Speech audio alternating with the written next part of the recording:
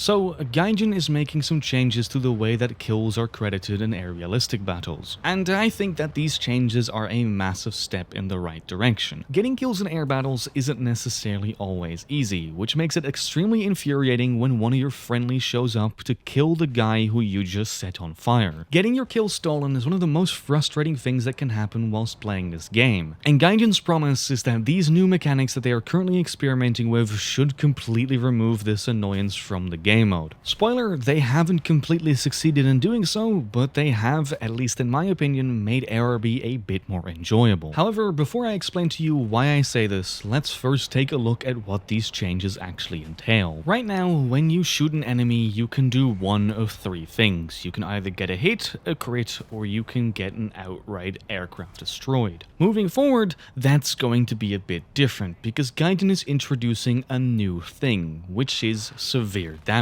In order to severely damage an enemy aircraft, you need to essentially cripple their ability to be efficient in combat, and you can do so by, for example, shooting off at least half of their wing or taking out all of their engines. And what's interesting is that when you severely damage an enemy aircraft, that will result in you being credited for the kill at one point or another. There is one exception to that, and I'll get back to that later, but first I want to show you what this severe damage looks like in-game. I'm about to fire a Sparrow at this MiG-23, and you'll see that it results in severe damage as soon as it smashes into his airframe. And when that happens, I'll quickly pause, and you can see that I get quite a big SL and RP reward for this action. When inflicting severe damage, you get 80% of the reward that you normally would have gotten had it been a full kill. Instead, what now happens is when the enemy actually dies here, as you can see, I get the remaining 20%, so I still get the same reward as I used to, except now I get it in two separate bits. Now, in that example, I end up getting the kill because the enemy J's out, but there are actually multiple other ways in which you can also be credited for the kill as well. For example, in this case, I crit this F-14,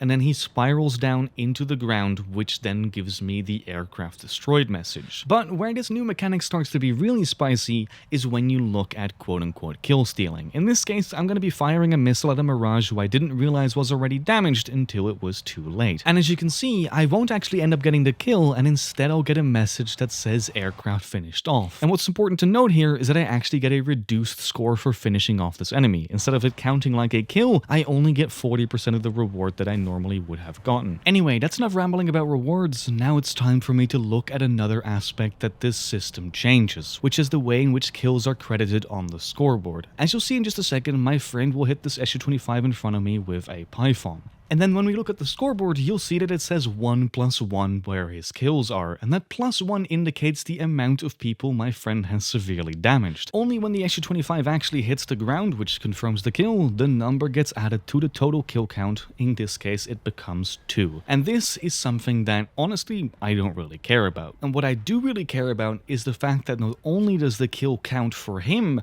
but it also would have counted for me if I launched a missile at the Su-25 to try to steal my friend's kill. Essentially what ends up happening is that not only will he be credited the kill because I finished off his enemy, but I will also get a kill because I finished off his enemy. And thus we end up in this kind of win-win situation where both of us look better on the scoreboard. It also does mean that going forwards we're gonna have to assess somebody's skill differently because kills per battle can now be artificially changed. Just shoot at people who've already been damaged and boom, now you've got one person dead and 2 people who've got a kill, which of course wasn't possible before. Is this system perfect? Absolutely not. It does really reduce the frustration that kill stealing brings with it, and I think they really did a good job at doing that, but it does also create a couple of new issues. First and foremost, when you severely damage an enemy, it isn't always necessarily very easy to tell if they're actually going to be crashing or if they're going to be completely fine. Right now, the game might tell you that you severely damaged an enemy when in reality all you've done is turn their airframe slightly yellow. And of course, that is a problem for a variety of reasons. So although I really like these new changes in theory, I do think they need some more time on the stove before Gaijin actually implements them into the entirety of ARB. That said though, I think it's entirely fair that people can limp back to their airfield after they've been severely damaged. And that going back to base is something I want to talk about a little bit more, because it's the exception that I mentioned earlier. If you severely damage an enemy and they can still fly back to base and repair, you will still get the reward for damaging them them in the first place, but the +1 will be removed from the scoreboard and it won't be counted as a kill for you. And more importantly, if that enemy then takes off and a friendly goes and kills them, you don't get any additional score, as that player is now counted as a completely new enemy. At least that seems to be the way the system currently works. And if you ask me, that makes total sense. What doesn't really make sense to me is the naming that they used for these new things, as well as the rewards. I think they should change aircraft finished off to assist counts as kill, and then just give the person who kills the enemy whilst they're still trying to fly back to base, for example, the same reward as you would the person who inflicted the damage in the first place. Give them either 80% or perhaps even give them 100% and then also give the additional 20% to the person who inflicted the severe damage in the first place. Again, I don't think this system is perfect, but I do think it is a really great improvement over what we already had in RRB. And also, on a little bit of a side note, there is one more thing I kinda want to talk about in this video. Unlike many previous changes that Gaijin has made to RRB, they finally, and I mean finally, decided to not just throw this feature directly into the game. Instead, they opened up an event where you can queue into a separate area